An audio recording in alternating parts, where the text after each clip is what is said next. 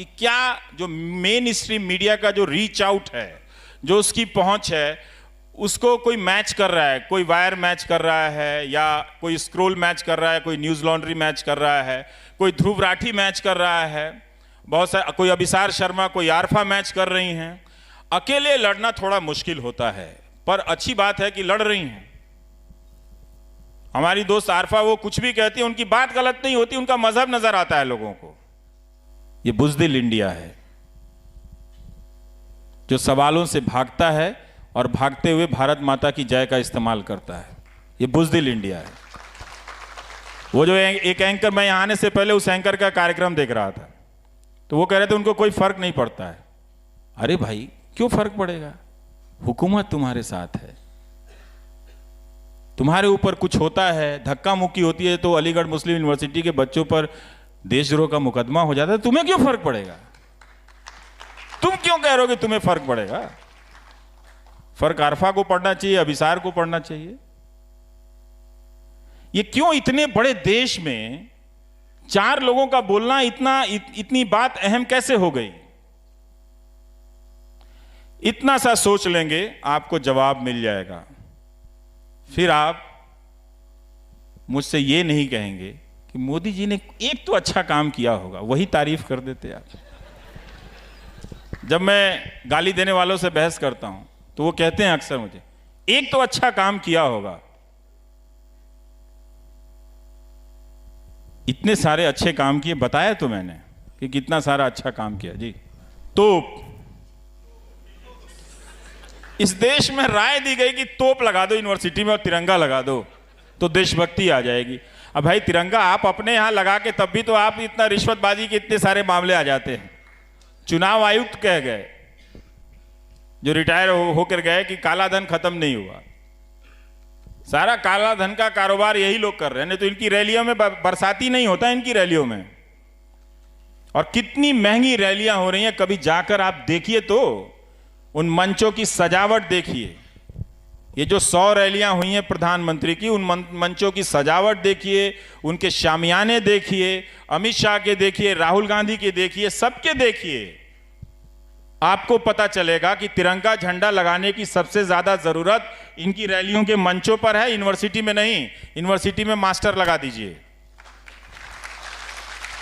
एक से एक खराब वाइस चांसलर इस दौर में नियुक्त किए गए, एक से एक। बीएचयू का एक प्रोफेसर है, मेरा ही फोन नंबर डाल के ट्रोल कर रहा है, बताइए। मेरा अगला सवाल यही है कि जिस तरीके से ट्रोलिंग, थ्रेटनिंग, धमकियों को इंस्टीट्यूशनलाइज कर दिया गया है, जिस तरीके से इसको एक लेजिटिमेसी मिल गई है कि हाँ, अगर कोई मनमाफिक बात नहीं कह रहा तो उसे धमका दीजिए, उसकी माँ बहन को गाली दे दीजिए, उसका नंबर सार्वजनिक कर दीजिए और कहिए कि इसको गाली दे। जिस तरीके से ये पूरा भ्रम फैलाया गया है, इसी भ्रम के साथ दूसरा सवाल मैं जोड़ देती हूँ कि क्या आपके परिवार की प्रतिक्रिया होती है इस तरीके की धमकियों पर?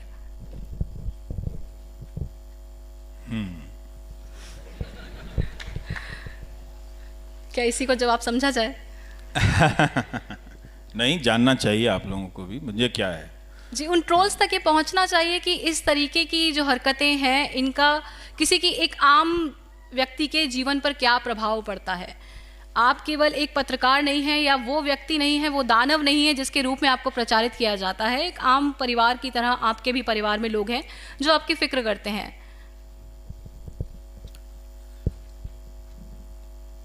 भारत के इतिहास में गालियां रही हैं, लेकिन सांस्कृतिक यात्रा में गालियां रही हैं, वो आ गई किसी भी तरीके से। लेकिन 2014 के बाद से जिस तरह से गालियों के लिखने का दौर चला और बोलने का दौर चला, वो कभी भी नहीं रहा। तो जो चौराहे की बहस थी वो अब ड्राइंग रूम में हो रही है और हम लोग के फ़ोन नंबर पे हो रही है। इसमें ज़रा भी भ्रम रखने की ज़रूरत नहीं है कि गाली देने वाले लोग कौन हैं। अगर उनको मेरी निष्पक्षता को लेकर चिंता हो रही होती तो ट्रोल मैं नहीं हो रहा होता, बाकी 50 एंकर हो रहे होते। तो उनको मेरी निष्पक्षता की चिंता नहीं है,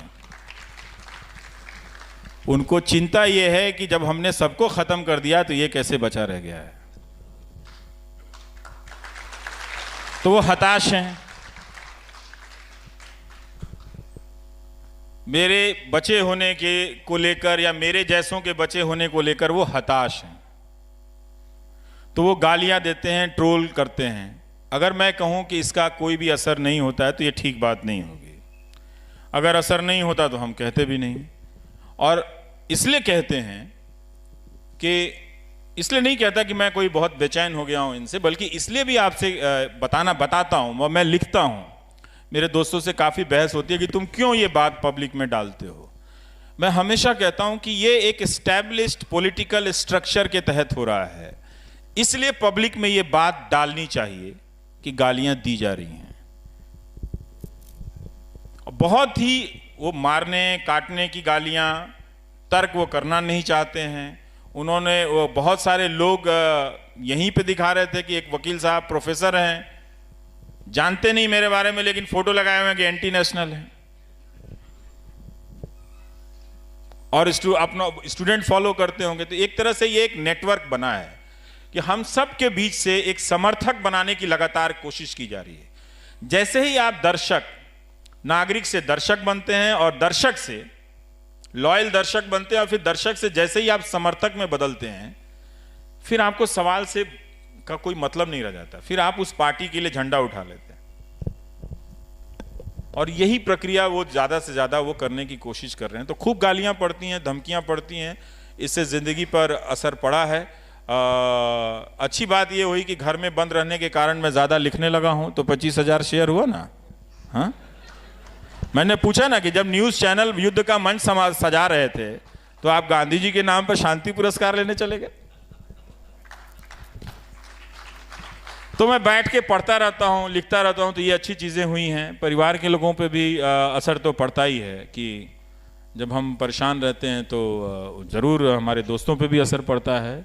और हम कोई लोहे के नहीं बने हुए हैं, डर हमको भी लगता है, और जिसको भी डर नहीं लगता उससे थोड़ा सा बचिए, उससे दूर रहिए।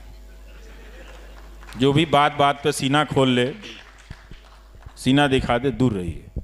ऐसे बहादुरी नहीं होती है। हर दिन अपने डर को जीतना ही बहादुरी है।